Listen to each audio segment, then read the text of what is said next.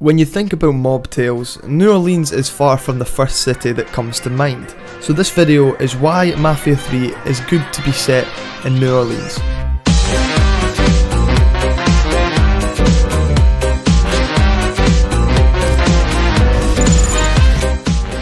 Hello everyone, my name is Taylor and I hope you're having a good Tuesday. I don't know who the hell likes Tuesdays, they're okay I guess.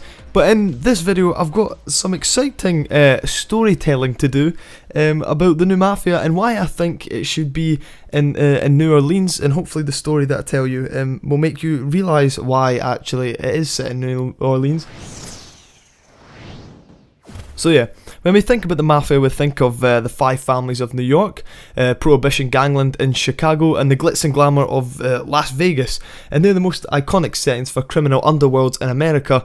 But when researching potential locations to set Mafia 3, 2K Games was surprised by the amount of influence the Sicilian Mafia had in New Orleans. In fact, one of the first known organised crime families came from New Orleans in the late 1800s. I bet you didn't know that. So I'm going to give you a quick interesting history lesson to help you understand why it's set in New Orleans. If you find the Mafia in general interesting, you will like this. One of the earliest recorded crime families in New Orleans is the Matrangas family, and they were operating out of its saloon. Carlo and Antonio Matranga ran illegal operations like extortion, bootlegging and prostitution from the 1870s through to the end of Prohibition, which was the illegalization of alcohol in America. So this family ran New Orleans. Now they eventually surrendered control of the city to Silver Dollar Sam Carolla. What a cool name.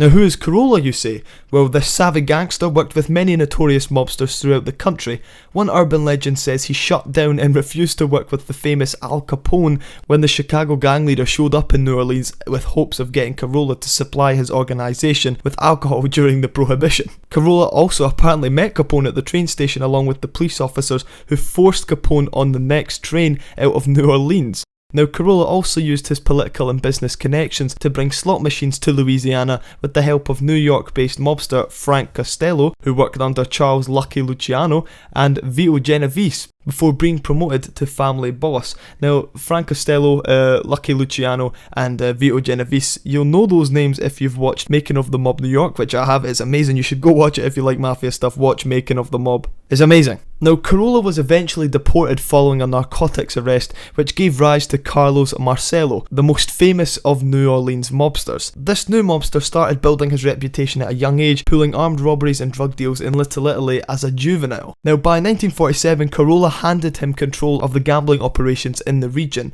Now Marcello serves as the chief inspiration for Mafia 3's antagonist Sal Marcano. There's more info coming later on Sal Marcano because he is going to be probably the main boss in the new Mafia 3. Now Marcello is also infamously known for possibly being involved with the assassination of JFK, but was never proved guilty, so he was a pretty big deal.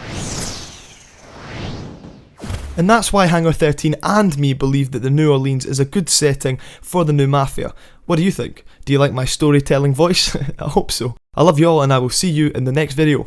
Bye bye.